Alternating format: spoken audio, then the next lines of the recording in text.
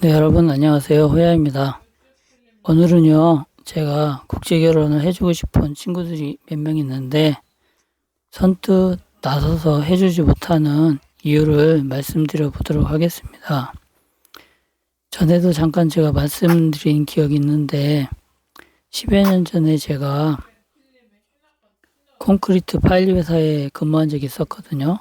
한 7년 좀 넘게 근무했었는데 그 사무실에 그 당시에 김대리라는 친구가 있었어요. 이제 업무적으로 그 친구를 이제 여러 번 만나서 얘기를 해봤는데 사람이 일단 성실하고 특히 나이 드신 분들한테 굉장히 예의가 바르더라고요. 제가 그 점을 굉장히 중요하게 생각하는데 그래서 좀 이미지가 좋았어요. 이제 주위에 저희 먼저 입사해서 근무하고 계시는 이제 아주머니들한테도 물어봤거든요. 저 김대리 사람이 어떠냐 그랬더니 공통적으로 괜찮다고 그렇게 말씀하세요. 그래서 이제 속으로 이제 딱 제가 담아두고 있었거든요. 그리고 이제 뭐 이게 간간히 지켜보니까 그때 이제 김대리가 30대 중반이었는데 여자를 만나긴 만나는 것 같은데 뭐 지속적으로 만나고 있지는 않은 것 같더라고요. 간간히 만나다 말다 뭐 이런 식으로 되는 것 같더라고요. 그러다가 이제 시간이 이제 좀 흘렀어요. 흘러가지고 한 5년 정도 지났을 때 저희 회사에도 외국 친구들이 많이 있었는데 제가 우즈벡 직원들하고 좀 친했었거든요. 하루는 우즈벡 그 직원 중에 한 명이 저한테 와가지고 형님 저 사무실에 이제 김 대리가 이제 김 과장으로 승진했었거든요. 사무실에 김 과장이 자기를 굉장히 괴롭히고 있대요. 그래서 왜 그러냐 그랬더니 여자 좀 소개시켜 달라고 막 쫓아다니는데요, 맨날. 그래서 좀 자기가 도망 다니고 있다고 그렇게 얘기를 해요.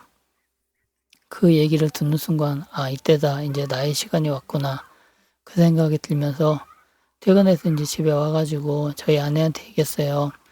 우리 사무실에 굉장히 괜찮은 친구가 있는데, 우즈벡에 한국으로 결혼하고 싶은 친구가 있는지 한번, 우즈벡 장모님을 통해서 한번 알아봐라 그랬더니 우리 와이프가 연락을 했더라고요.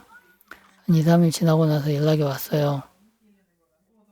자기 먼 친척인데, 부모님도 잘 알고, 어려서부터 많이 지켜봐 와서 그 친구에 대해서 잘 아는데, 성실하고 일단은 예쁘대요. 예쁘고 성실하고 집안도 괜찮고, 예.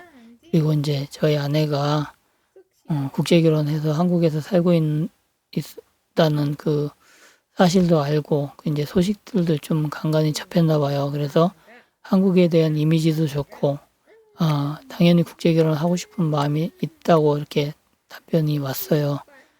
그래서 제가 이제 적극적으로 추진해 봐야겠다. 그렇게 했거든요. 이제 마지막으로 이제 서로 프로필을 이제 주고받을 수 있게 했는데, 뭐 제가 이제 김 과장한테 바로 얘기는 안 하고요. 좀 상황이 더 무르익으면 그때 얘기하려고 그랬어요.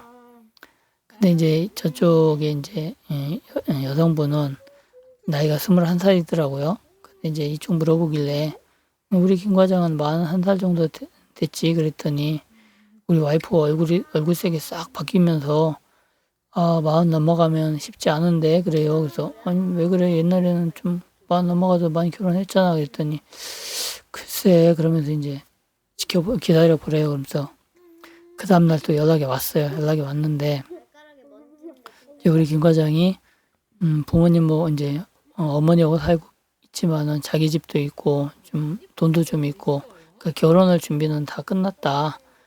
내가 알아봤는 다 끝난 것 같고 여자만 있으면 된다. 그러니까 이제 만약에 국제 결혼해서 여기 와도 편하게 살 수 있을 것 같게 얘기를 했었거든요. 근데 딱 그 다음날 답변이 왔는데 다 좋은데 나이 때문에 싫다고 딱 거절을 하는 거예요.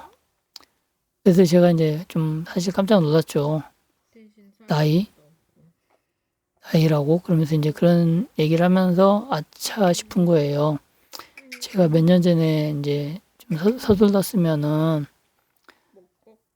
결혼을 시킬 수 있었는데 제가 서두르지 못해서 안타까운 친구를 놓치는 것 같아서 좀 마음이 좀 씁쓸하더라고요. 근데 이제 그 일이 있고 나서 몇 년이 지나고 나서 이제 뭐 김 과장도 이제 다른 회사로 가고 저도 이제 다른 회사로 갔지만은 지인을 통해서 알아보니까 아직도 이제 결혼 못하고 혼자 있다 그러더라고요. 그러니까 이제 참 제가 적극적으로 나서지 못한 좀 그런 거에 대해서 제가 좀 스스로 좀 자책을 했거든요. 그리고 또 이제 한 친구가 있는데 이 친구는 현재 진행형인데 나이는 30대 중반 정도 됐어요, 이 친구도. 근데 제가 종종 만나는데 그쪽 부모님이 저를 너무 잘 아세요. 저도 그쪽 부모님들에 대해서 굉장히 잘 알고 그러니까 조금 더 제가 망설여지는 거예요. 가만히 지켜보니까 이 친구 성격을 봤을 때 적극적으로 여자를 만나는 성격도 아니고 그냥 그 감나무에서 감이 떨어지기를 바라는 그러한 성격 있잖아요. 그런 좀 약간 내성적인 성격이기 때문에 뭐 하루 이틀 내에 뭐 한두 해 내에 여자를 만나긴 쉽지 않겠다는 생각이 들었고 사실 그렇게 막 계속 시간만 흐르고 있었거든요. 그래서 제가 좀만 노력하면은 될 것 같다는 마음도 들었는데 서로 상대방에 대해서 너무 잘하니까 저에 대해서 너무 잘하니까 제가 더 망설여지더라고요. 왜 그러냐면은 그쪽 부모님이 아니 우리 아들이 뭐가 어때서 국제 결혼을 얘기하느냐 이제 국제 결혼에 대한 그 인식이라는 게 아직까지는 우리보다 못 사는 나라에 가서 돈을 주고 여자를 데려온다는 그런 좀 이미지가 좀 남아 있거든요. 그리고 주위에서도 약간 내려보는 것도 있고 실제적으로 결혼해서 살 때 아내가 외국 사람이다 보니까 주위에서 이제 시선들이 좀 있거든요. 예, 그런 시선들 좀 인식하는 것도 있고 그래서 그런 것 때문에 제가 직접 먼저 경험했기 때문에 저도 약간 이제 좀 망설여지는 게 좀 생기더라고요.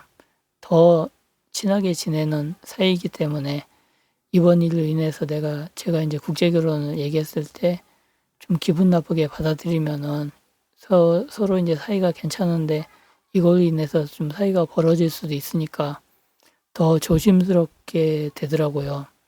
근데 이제 제가 안타까운 거는 제가 이제 생각하고 있는 시나리오가 있어요. 이렇게 결혼 안 하고 살게 되면 몇 년이 지나고 나면 40을 넘게 되고 그러면은 꼭 그때서야 그쪽 부모님들이 저한테 연락을 하는 거예요.